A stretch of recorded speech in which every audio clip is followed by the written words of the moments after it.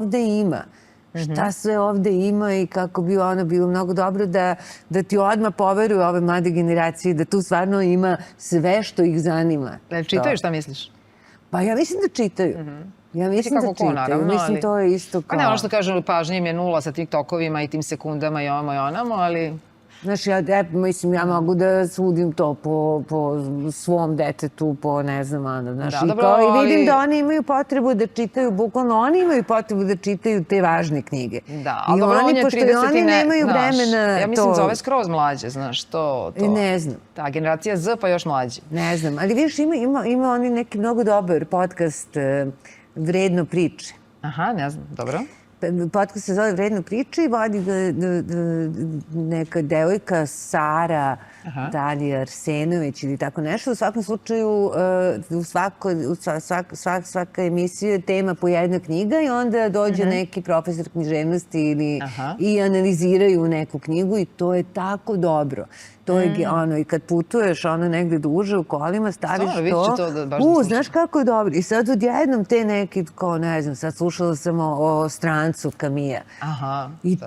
I onda to pomisliš, to nije ti palo na pamet kad neka osoba, Jasmina Ahmetakić priča o Strancu i o Kamiju i ti sad kad slušaš to nadahnuće sa kojima ono govori se, zašto nisam studirala književnost i kako bi mi prošao život u ovako ložen. Znaš, kao sa kojom strašću ona nešto govori kao i onda je Sartre rekao da Camus se u nekom trenutku nije opredelio. Ko si bre ti da kažeš Camusu da se on nije opredelio? A bukvalno da razgovara sa nekim najbliskim prijateljima kao njen prijatelj Camus i njen prijatelj Marceau i ono, mnogo je lepo. To kao što si se ti svađala sa onim poslanicima u Skupštini. Tako, vrlo strastveno. Ta strast, važna za posao, važna. Pa ja ne verujem da može bez toga, kao što ne verujem da bilo šta može bez strasti. I sad je to, verovatno je to najveće umeće tog našeg starenja, 60 plus, 50 plus, 70 plus, kako da sačuvaš strast, a da to... I da ne postaneš rezigniran i tako dalje. Ali ovako te neke stvari, znaš, tebi se strast vraća na neočekivanim mestima, tako u kolima kad slušaš da neko priča o Strancu.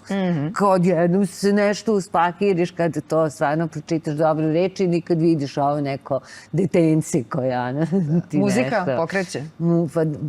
Ali, znaš, eto, recimo to isto moraš da se vratiš tome, jer to ti, gledajući televizor, ti ne slušaš muziku.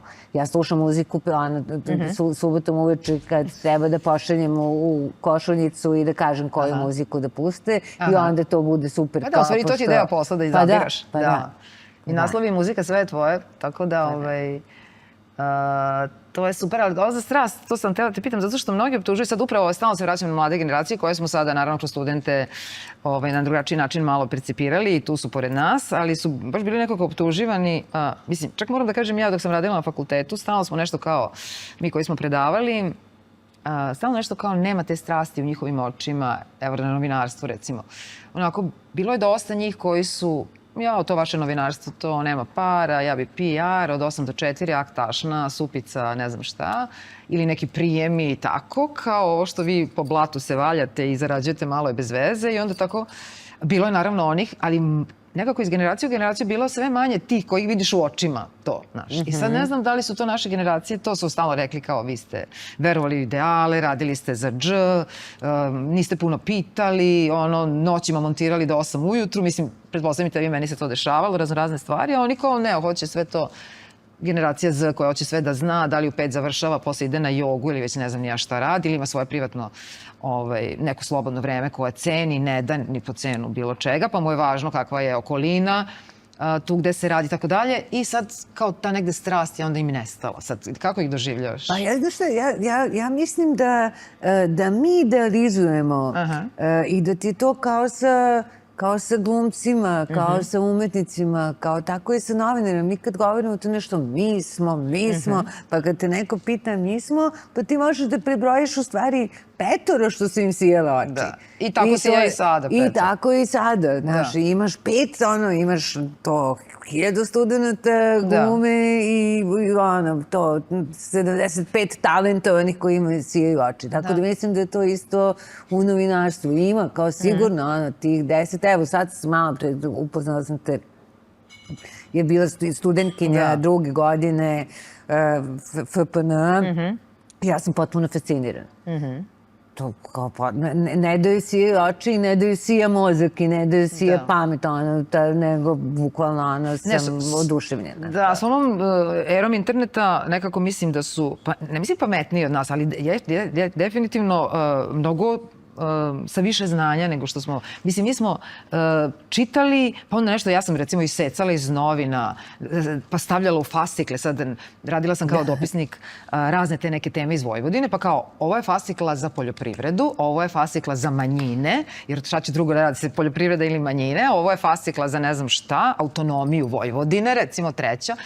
Mislim, sad oni to na klikove i puno informacije kao što i mi sad kad se spremamo drugačije i lakše. Da ne kažem veštačku inteligenciju ako uključiš. Ali ja, na primjer, i dalje obožavam papir. Ja pišem u svesku, imam svesku i pišem svaku nedelju. Pa kao to, kompjuter je poslednja stanica. Tačno. A on to kao i pamet mi radi i koncentracija mi radi na olovci i na papiru, a onda ta finalna ruka ide u kompjuter. Vidiš, ja isto tako radim, mislim da nas gledaju kao moje mlađe dete, skoro ne zna, mislim, piše, ali to je sve telefon, kompjuter. Ma ne, i sad chat GTP, pa to je...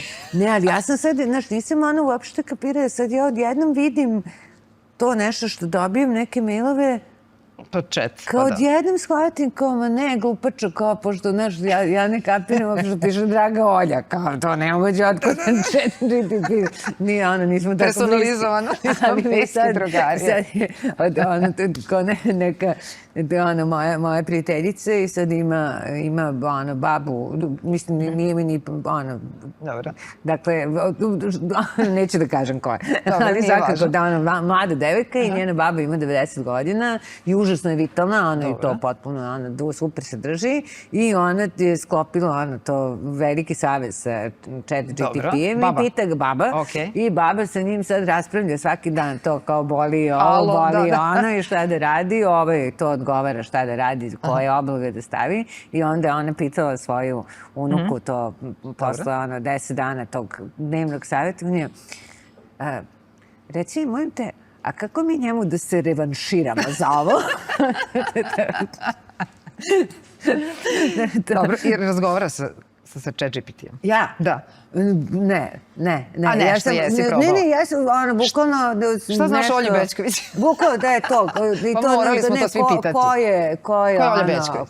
Ko je Olja... I tu je izašla tolika količina gluposti i netačnih stvari. I onda sam ja rekla to, da, ovo je stvarno, kao stvarno, nema pojma, to, ko je tata Olje Bećković, znači ne možeš shvatiš ko mi je Ćale, a ono, to tek za koga sam udata, s kim živim. Znači, to bi moglo da bude pitanje afera, jer ja živim sa nekim čovekom koji apsolutno ne postoji, znaš, ti moraš da objašnjaš da to dovede do skandala u kući.